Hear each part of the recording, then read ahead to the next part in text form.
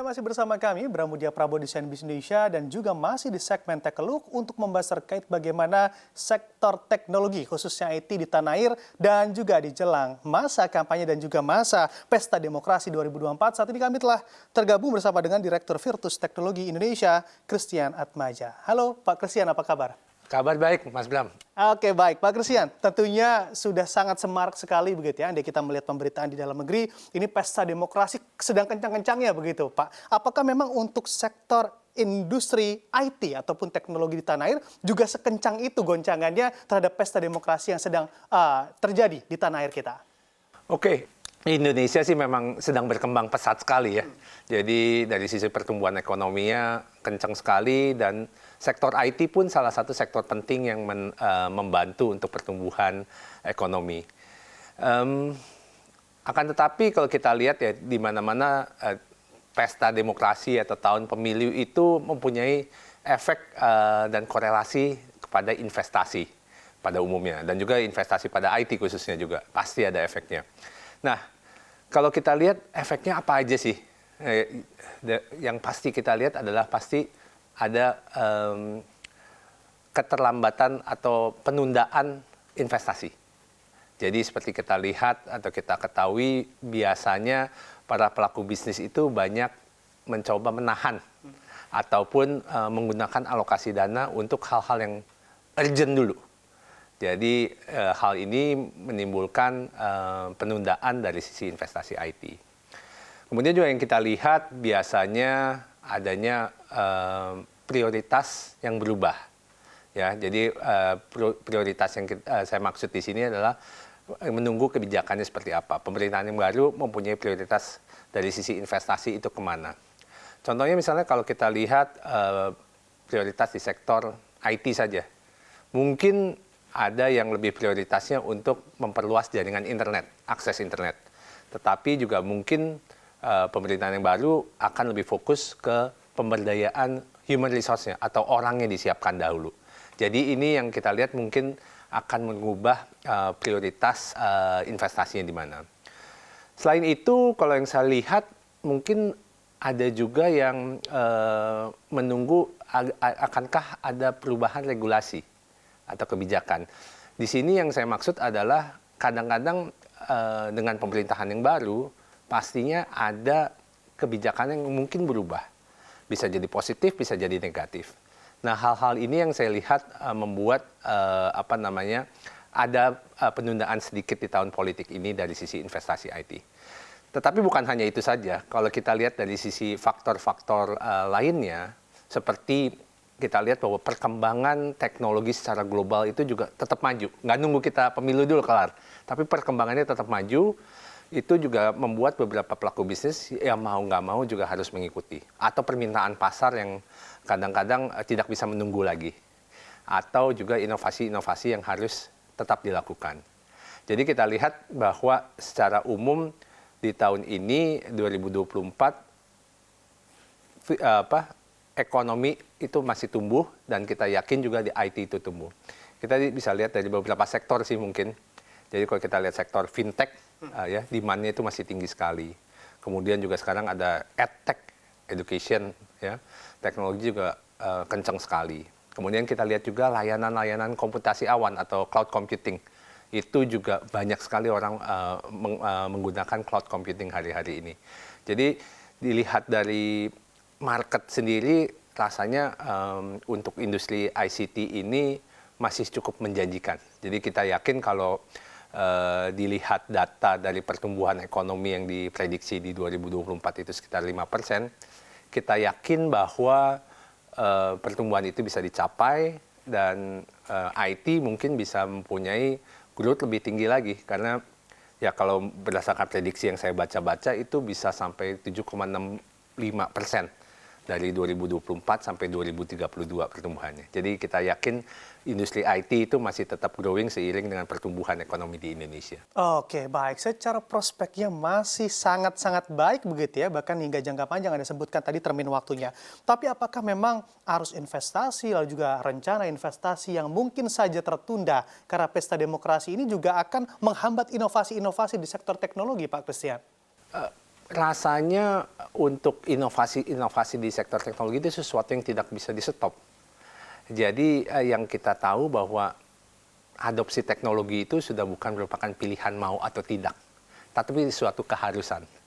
Jadi kalau teknologi itu menjadi suatu keharusan, inovasi itu juga tidak berhenti. Selain itu juga kita lihat bahwa dukungan pemerintah untuk infrastruktur digital pun semakin kencang. Nah, selain itu juga kita lihat penetrasi internet pun semakin banyak ya ke seluruh pelosok. Jadi melihat hal-hal berikut ini, rasanya inovasi itu tidak terhentikan. Jadi semua perusahaan pasti akan tetap melakukan inovasi dan investasi IT untuk bisa tetap relevan di masa-masa ini. Oke, tapi tetap Anda meyakini ada faktor wait and see dari pelaku pasar begitu ya untuk berinvestasi di pesta demokrasi 2024 di tahun ini? Saya yakin bahwa pertumbuhan IT masih bisa positif sesuai dengan pertumbuhan ekonomi di 2024 ini. Oke, baik. Dan menurut para pelaku begitu ya di industri Anda, sebetulnya ini arus investasi yang mungkin saja tersendat begitu ya di acara pemilu di negara kita akan sampai kuartal berapa? Yang mana nantinya arus investasi kembali lancar kembali seperti sedia kala? Pastinya kalau yang kita lihat di semester 1 2024 ini, itu kan semester yang pendek kalau buat para pelaku IT atau industri. Kita lihat biasanya pada saat event ada coblos ya untuk pemilu, kemudian juga ada puasa, ada banyak hari libur gitu ya. Nah, itu biasanya memang penundaan sedikit menurut saya di kuartal 1 dan mungkin sampai kuartal 2 lah. Setelah puasa mungkin saya rasa akan mulai bounce back lagi untuk permintaan IT-nya. Oke, ada pengaruhnya atau tidak sih Pak? Misalnya ada putaran pertama, lalu juga lanjut misalnya saja di putaran kedua untuk arus investasi yang menurut Anda? Saya rasa ujung-ujungnya itu inovasi itu tidak bisa di-stop gitu loh. Bahwa setiap perusahaan atau setiap institusi harus tetap merangkul mengenai digital transformasi. Sehingga hal-hal ini kalau kita mau tunda terlalu lama, itu akan membuat para perusahaan itu tidak relevan lagi dengan keadaan market gitu. Sehingga saya pikir kalaupun tertunda mungkin hanya sebentar saja lah. Saya pikir mungkin di second quarter itu sudah mulai bounce back lagi. Oke, di kuartal kedua begitu ya, Anda lihat sudah mulai bounce back kembali. Betul. Tapi kalau misalnya kita lihat dari strategi Virtus Teknologi Indonesia, apa strateginya di tengah kondisi yang mana juga bisa kita lihat penuh ketidakpastian di tahun 2024 ini? Oke, kalau dari kami sendiri, kami melihat bahwa kita kan mencoba mencari tahu bagaimana keadaan pasar di 2024 ini. Nah, untuk melakukan mengerti keadaan pasar ini, kita banyak berbicara dengan ekosistem kita. Nah, ekosistem kita itu terdiri dari para mitra bisnis kita, para pelanggan kita, dan juga para prinsipal kita. Nah, apa yang kita lakukan, kita berdiskusi secara dalam, mengerti arah kebutuhan market itu seperti apa. Nah, dari situ kita simpulkan menjadi beberapa strategi khusus kali ya kalau untuk di Virtus. Yang pertama kita mencoba menguatkan atau program-program yang kita punya. Jadi Virtus itu melayani para bisnis partner dan kami bungkus itu semua dalam partner program. Nah, partner program ini kita kuatkan, kita bikin lebih relevan, kita bikin lebih menarik untuk bisnis partner untuk mendrive growth dari penjualan barang-barang IT. Selain menguatkan program-program dari partner untuk program untuk partner, kami pun mencoba untuk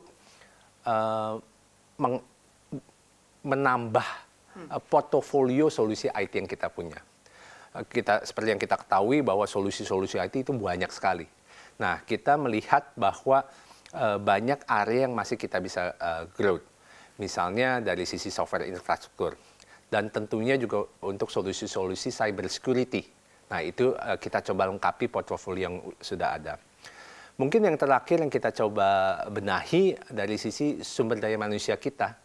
Sumber daya SDM-nya kita perlengkapi dengan sertifikasi terbaru, dengan expertise terbaru, sehingga pada saat nanti market sudah bounce back, kita sudah ready. Kurang lebih seperti itu, Mas Bram. Oke, baik. Dan seperti pernyataan Anda yang tadi Anda sampaikan, di mana sistem atau pola bisnisnya adalah B2B begitu ya di Virtus Teknologi Indonesia. Bagaimana juga Virtus memastikan untuk partner bisnis ataupun rekan kerja dari perusahaan-perusahaan yang mana juga berafiliasi dengan Virtus ini juga dalam kondisi baik di tengah kondisi yang penuh ketidakpastian, Pak Christian? Saya rasa di saat-saat seperti ini kita semua juga banyak berdiskusi secara dalam dengan para bisnis partner kita ya. Nah, apa yang kita lakukan ya tetap pertama kita mencoba memperlengkapi diri kita sendiri juga, termasuk dalam hal ini bisnis partner dari sisi kompetensi dan kemampuan sumber daya manusia. Ya, sumber daya manusianya itu diperlengkapi dengan solusi-solusi yang baru, sertifikasi-sertifikasi yang baru, sehingga sumber daya manusia ini sudah cukup mumpuni lah untuk kita masuk ke kuartal yang kedua.